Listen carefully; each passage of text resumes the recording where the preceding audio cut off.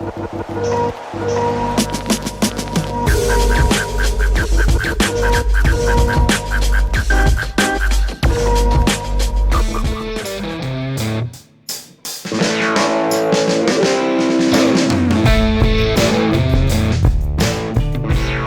we're looking at today is a 1969 Ford Mustang.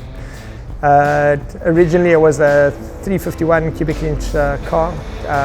Once I got it, we changed a couple of things. We changed it from a 351 to a 347, which is a stroke 302. The car did come with an automatic gearbox. We changed it to a manual. I just found that a little bit more fun. We've done a couple of upgrades. I think we just upgraded the master cylinder. For the rest of it, it's got a little bit of a cam in. It's nothing too crazy, just for the car to be fun. Upgraded the valve covers. We put some Ford Motorsport valve covers on, a little Edelbrock air cleaner. We've upgraded the brakes. We've got disc brakes up front. We've got a limited 9-inch slip diff in the rear.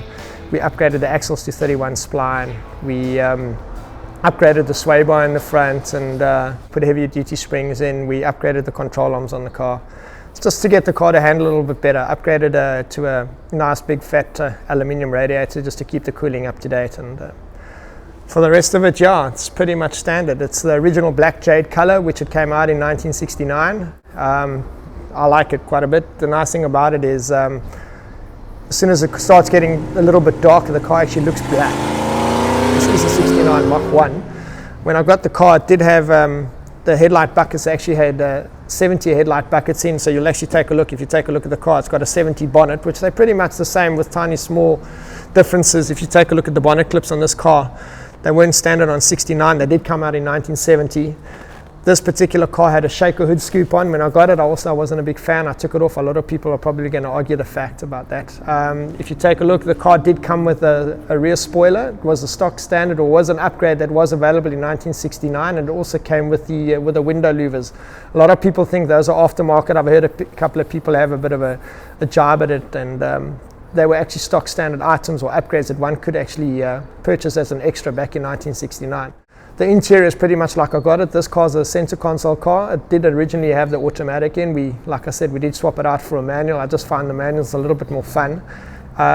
With regards to the rest of the interior, it's pretty much stock standard. I upgraded some of the gauges. I just put a bit of a mechanical gauge pack in there. I just trust them a little bit more than the old electronic stuff. And then I also added a SunPro tack just to keep an eye on the revs.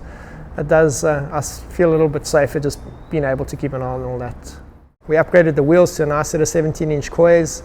I went for the Pro Touring look on the car, semi-Pro Touring.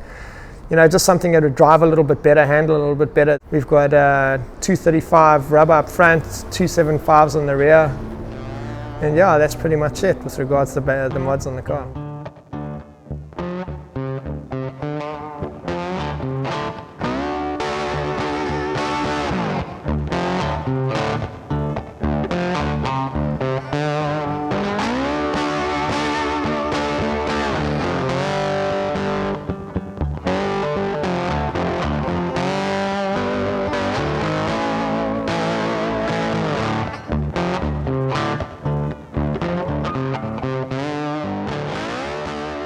So I found the car in, it was before Gumtree. They used to have that little newspaper, the Cape Ad. So I mean, I remember sitting and reading it the one evening, and I saw the car advertised that it's a 69 Mustang, and I phoned the guy.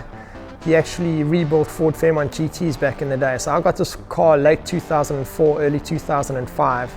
It was originally blue. It did come with a 3514V motor, which everybody was quite a big fan of. I was running an auto. The guy sold it to me with an auto, which I wasn't quite happy with. I prefer rolling the gears, so we changed that. But I mean, the car literally, there was no front end on the car when it rocked up here. It was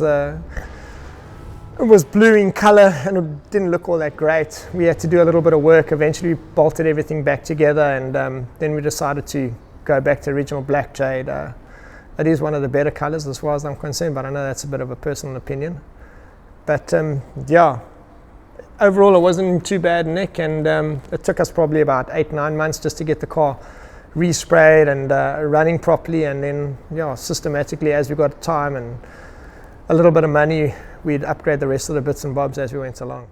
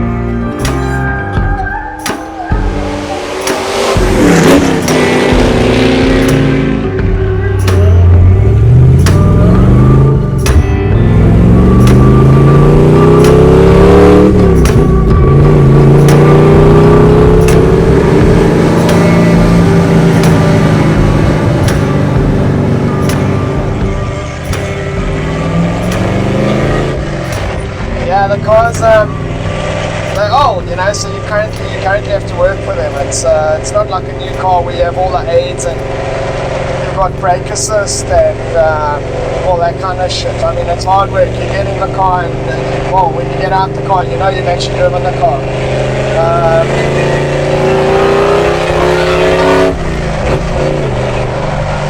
Just holding onto the steering wheel, we took the power steering off because it was just leaking everywhere. So you know, I just got tired of cleaning up oil all the time. So we eventually took it off, and I like the direct steering, but it's a hell of a lot of hard work. So you know you've driven the car by the time you get out. So the brakes are also, you know, they're not great. You know, you constantly need to look far enough ahead of yourself to be able to judge what's going on. Otherwise, you end up catching the corners coming up way quicker than what they're supposed to. You know, so.